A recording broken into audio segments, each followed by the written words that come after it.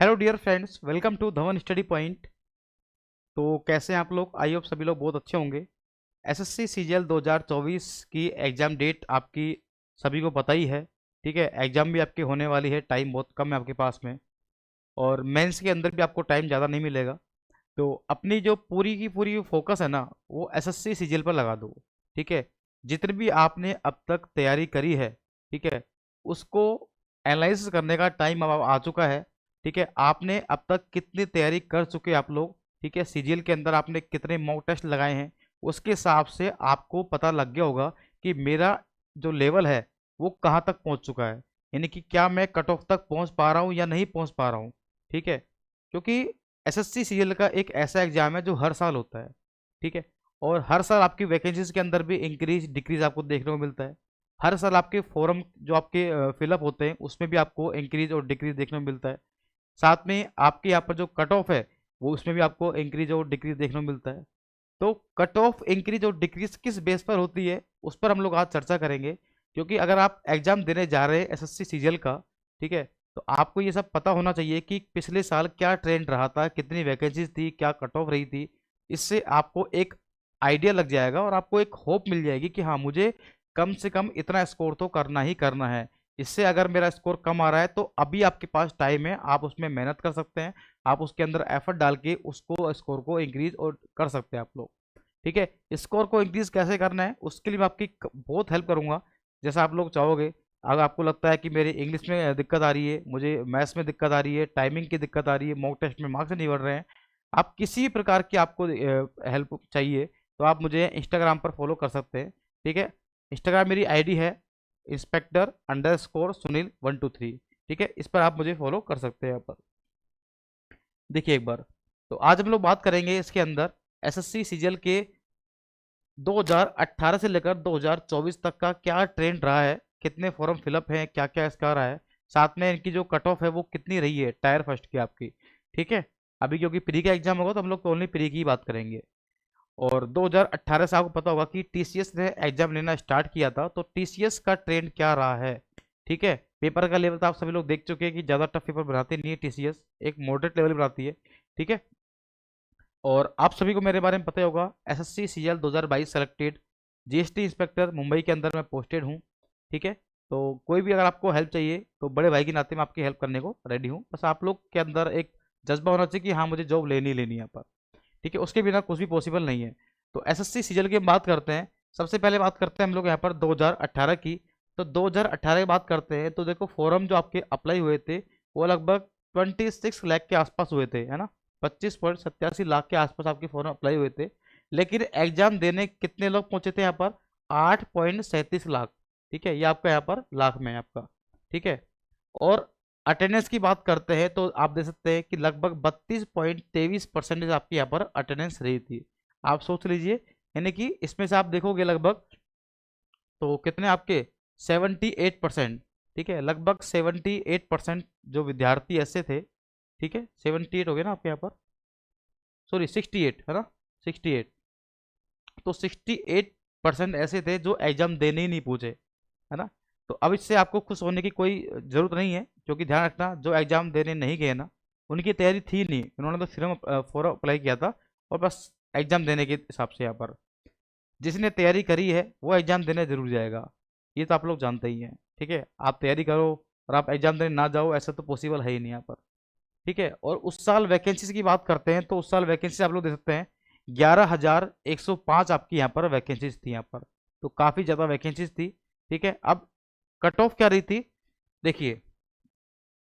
Cut off की मैं बात करता हूँ तो 2018 कट ऑफ है नहीं इसके अंदर, चलो कोई दिक्कत नहीं, आप लोग ट्रेंड देख लीजिए आप लोग एक बार वाला। ठीक है, मैं कट ऑफ से बाद में बताऊंगा आपको। 2019 की अगर मैं बात करूं तो फॉर्म जो आपके अप्लाई हुए थे वो 21.62 लाख आपके फॉर्म अप्लाई हुए थे, और 9.89 लाख जो यहाँ पर इतने विद्यार्थी आपके अपियर हुए थे। अटेंडेंस की बात करते हैं तो 45 अटेंडेंस आपकी बढ़ चुकी थी यहाँ पर। ठीक है, अटेंडेंस आपकी यहाँ पर इंक्रीज हो चुकी थी। पहले आपके 32 के आसपास थी, उसके बाद आपकी 45 के अराउंड आपकी अटेंडेंस पहुंच गई। और वैकेंसीज आप देखोगे यहाँ पर कितनी थी, 8,428। ठीक है, वैकेंसीज कम थी फिर भी अटेंडेंस ज़्यादा थी। तो ये कहीं मैं सोचना कि अटेंडेंस और वैकेंसीज का कोई लेना देना है यहाँ पर। ठीक है, कई बार क्या होता है कि वैकेंसी बहुत ज़्यादा होती है फिर भी अटेंडेंस कम होती है। उसका भी मैं आपको एग्जांपल दूंगा, भी देखिए आप लोग एक बार। 2020 की बात करता हूं तो आप देखेंगे 21.79 लाख आपके यहाँ पर फॉर्म अप्लाई हुए थे, और उसमें आपके 7.16 लाख विद्यार्थी एग्जाम देने के लिए पहुंचे। अटेंडेंस की बात करूं तो 32.7% रही थी। वैकेंसीज आपकी यहाँ पर मात्र 7,108 क्या थे यहाँ पर, आपके यहाँ पर वैकेंसीज थी। 2021 की बात करता हूं तो 20.87 लाख आपके फॉर्म अप्लाई हुए थे। अपियर हुए थे कितने, 7.80 लाख। और अटेंडेंस की बात करता हूं तो 37.37% जो है आपके यहाँ पर क्या हुई थी, आपके यहाँ पर अटेंडेंस थी आपकी परसेंटेज के अंदर। ठीक है, ये आपकी सारी परसेंटेज में है। और वैकेंसीज की बात करता हूं तो 7,621 आपकी यहाँ पर वैकेंसीज थी आपके यहाँ पर। वैसी बात करता हूँ 2022 की। ठीक है, 2022 बहुत ज़्यादा इंपॉर्टेंट है, क्योंकि आपको पता है कि 2022 में अब तक सबसे ज़्यादा वैकेंसी देखने को मिली थी यहाँ पर। 36,000 वैकेंसीज आपको देखने को मिली थी यहाँ पर। ठीक है, तो फॉर्म भी ज़्यादा अप्लाई हुए थे। लोगों ने सोचा कि इतनी वैकेंसीज है, क्या पता हमारा नंबर आई जाए। ठीक है, जो विद्यार्थी 3-3 4-4 साल पहले तैयारी छोड़ चुके थे, ठीक है, उन्होंने भी फॉर्म अप्लाई किए थे, और इवन उनके अंदर मैं भी आता हूँ, क्योंकि 2021 का 2020 का फॉर्म मैंने अप्लाई नहीं किया था, क्योंकि उस टाइम मैं आरआरबी एनटीपीसी वाले एग्जाम में लगा हुआ था। ठीक है, लेकिन इतनी वैकेंसी देख करके मैंने भी सोचा कि तैयारी करनी चाहिए। ठीक है, तो मैंने भी तैयारी करी। ठीक है, और फाइनली मैं सेलेक्टेड भी हुआ। ठीक है, जीएसटी इंस्पेक्टर पर। लेकिन आपको मैं एक चीज़ बता रहा हूँ, 2022 में जीएसटी इंस्पेक्टर की वैकेंसी लगभग 1100 के आसपास थी, और 2023 के अंदर कितनी थी, लगभग 2300-2400 के आसपास थी। ठीक है, और टोटल वैकेंसी जबकि कम थी, यहाँ पर 7.5 या 8 के आसपास थी। तो वैकेंसी देख के आप लोग मत सोचिए कि आपका जो इंस्पेक्टर वाली पोस्ट होती है ना, वो आपकी लगभग उतनी ही आती है।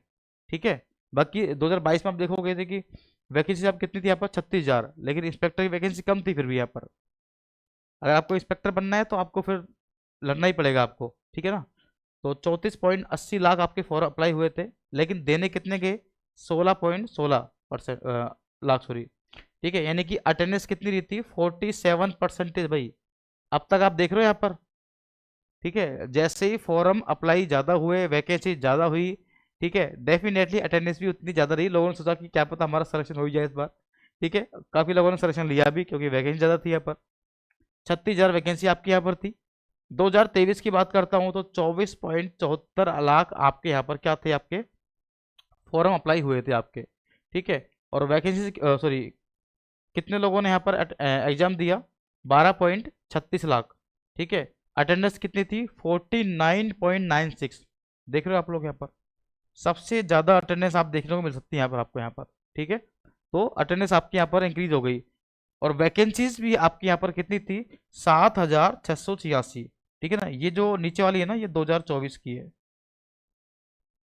ठीक है, तो आप यहाँ पर देख रहे हैं कि अब तक 2018 से लेकर के अब तक सिर्फ एक बार ही ऐसी साल था, 2022, जिसमें आपकी वैकेंसी 36,000 थी। उसको हटा दें तो अब तक सबसे ज्यादा वैकेंसी आपको 2024 में देखने को मिल रही है।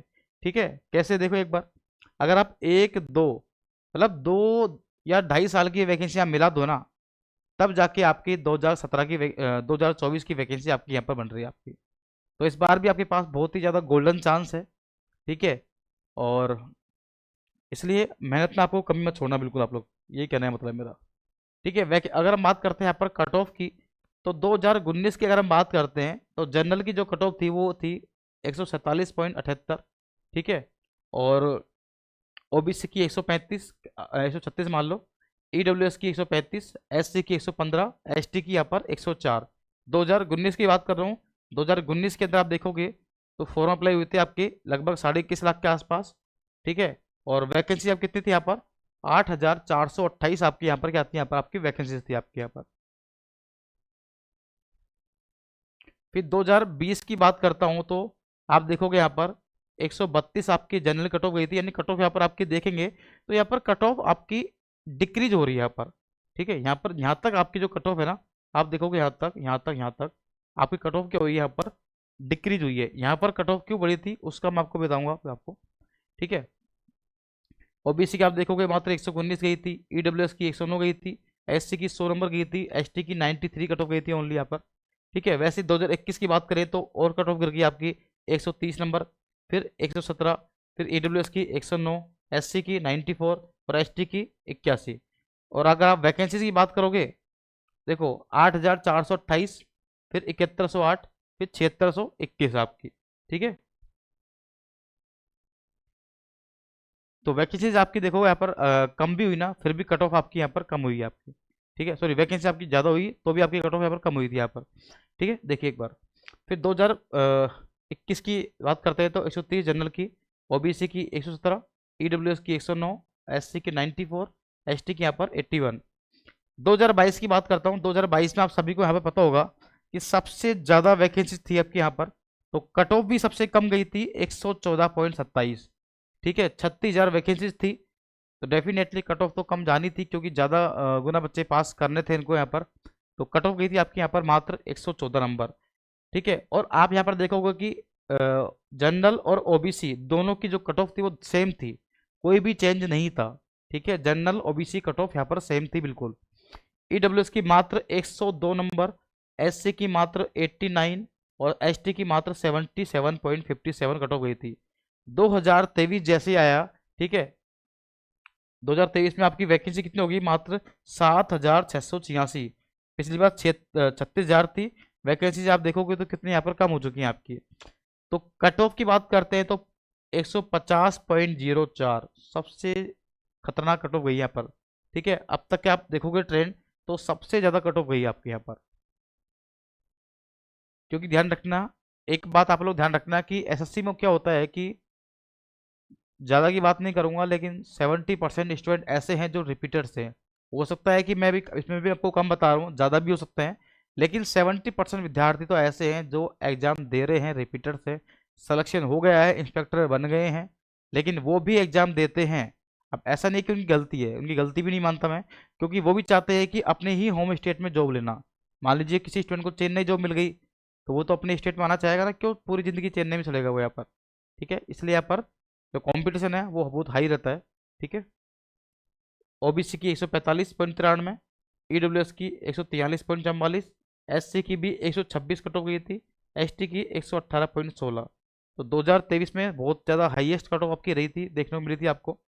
ठीक है, तो अब आप ये मान के चलो, अगर आप 2024 की आप तैयारी कर रहे हैं यहाँ पर, मैं आपको कोई कट ऑफ नहीं बता रहा हूँ पहली बात तो, क्योंकि कट ऑफ 2024 की जो होगी ना वो डिसाइड होगी। एक तो आपकी यहाँ पर देखो वैकेंसी जो है ना, वैकेंसी जो है आपकी वो काफ़ी ज़्यादा हाई है। ठीक है, इसके अलावा आप यहाँ पर देखोगे डिपेंड करेगा आपका पेपर का लेवल कैसा आता है, पेपर का लेवल किस प्रकार का आता है, इस पर भी आपकी कट ऑफ आपकी डिसाइड होगी। ठीक है, पेपर के लेवल पर। ठीक है, इसके अलावा अगर शिफ्ट के अंदर नॉर्मलाइजेशन वगैरह हुआ, ठीक है, तो इस पर भी आपकी कट ऑफ क्या होगी यहाँ पर डिपेंड करेगी। तो इन सभी पर आपकी जो कट ऑफ है वो डिपेंड करने वाली है भाई। ठीक है, अटेंडेंस का इस पर कोई फर्क नहीं पड़ता है। मैंने आपसे कहा कि जो तैयारी करेगा ना, जो पढ़ने वाले विद्यार्थी हैं असली, वो एग्जाम देने जाएंगे। जो नहीं गए वो कचरा थे, वो किसी काम के नहीं थे यहाँ पर। ठीक है, तो ये आप लोग ध्यान रखना। तो मेरे हिसाब से इस बार अगर आप पेपर की तैयारी कर रहे हैं, पेपर का लेवल एवरेज आता है जैसा लास्ट ईयर आया था। ठीक है, तो आपको जनरल में ये मान के चलो कि आपको स्कोर जो है ना वो 140 के आसपास तो सोचना ही नहीं है आपको। कट ऑफ इससे भी कम जा सकती है, 130 भी जा सकती है, पेपर के लेवल पर डिपेंड करेगा। ठीक है, मैं तो कहूँगा कि आप कट ऑफ यहाँ पर 135 से 40 के आसपास रहेगी। ठीक है, लेकिन ये कट ऑफ नहीं बता रहा मैं आपको, पहली बात तो ये कट ऑफ है ही नहीं। ठीक है, मैं आपको यहाँ पर कट ऑफ बता ही नहीं रहा हूँ, मैं तो आपको बता रहा हूँ कि आपका टारगेट स्कोर कितना होना चाहिए।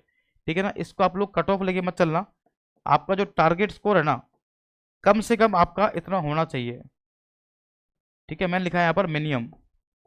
ठीक है, जनरल में 140 से अगर आपका स्कोर नीचे आ रहा है तो समझ लीजिए कि आपको सिलेक्शन से भी आप लोग काफ़ी दूर हैं यहाँ पर।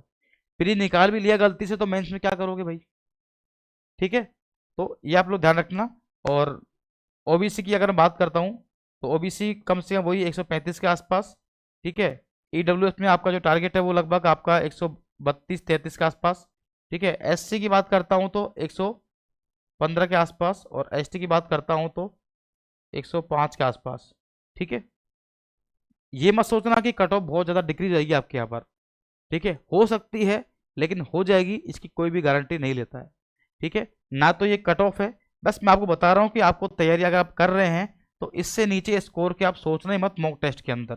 ठीक है, मैं यहाँ पर लिख देता हूँ यहाँ पर।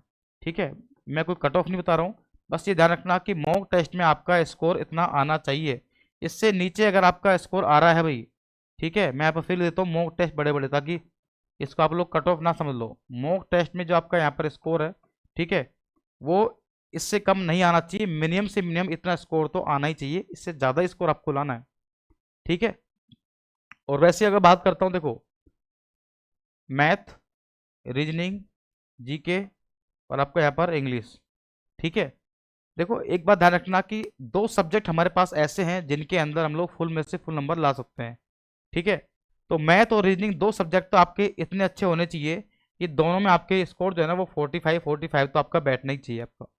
ठीक है, ये इसमें आपका हो सकता है कि आपके 50 में से 50 आ जाए, मैथ में आपके 50 में से 50 आ जाए, कोई बड़ी बात नहीं है। अगर आपने सिलेबस अच्छे से कवर किया है, प्रैक्टिस आपने बहुत ज़्यादा करी है, तो इन दोनों में स्कोर करना कोई बड़ी बात नहीं है आपका। ठीक है, जीके के अंदर आपका स्कोर है ना कम से कम देखो, मतलब 20 से 25 का आसपास स्कोर आपका आना चाहिए। ठीक है, इंग्लिश के अंदर आप 35 से 40 तक भी ले आओगे तो भी आपका काम चल जाएगा। ठीक है, ये आपका टारगेट होना चाहिए। मैं ये नहीं कह रहा कि आपको इतने ही मार्क्स आपको लेकर आने हैं, ठीक है, लेकिन ये टारगेट तो आपका कम से कम होना चाहिए। ठीक है, बताओ किसी को कोई दिक्कत है क्या?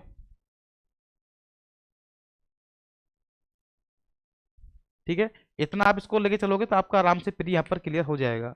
ठीक है, और अगर किसी स्टूडेंट को लग रहा है, देखो बहुत सारे स्टूडेंट बोलते हैं कि सर इंग्लिश में दिक्कत आ रही है, तो इंग्लिश में देखो कुछ नहीं करना है।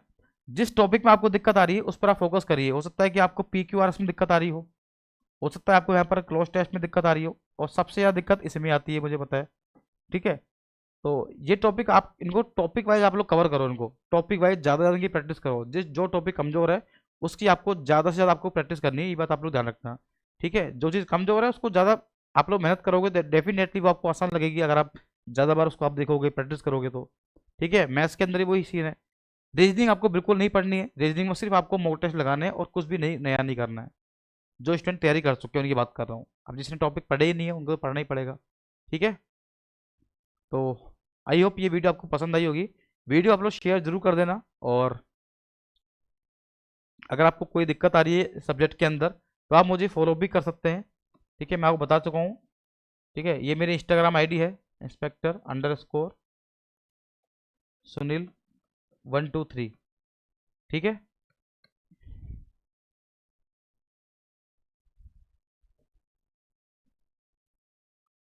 ये मेरी इंस्टाग्राम आईडी है, आप यहाँ पर कोई भी डाउट हो आप पूछ सकते हैं यहाँ पर। ठीक है, तो आज के लिए इतना ही, मिलते हैं नेक्स्ट वीडियो में, जब तक के लिए bye bye, thank you so much, जय हिंद।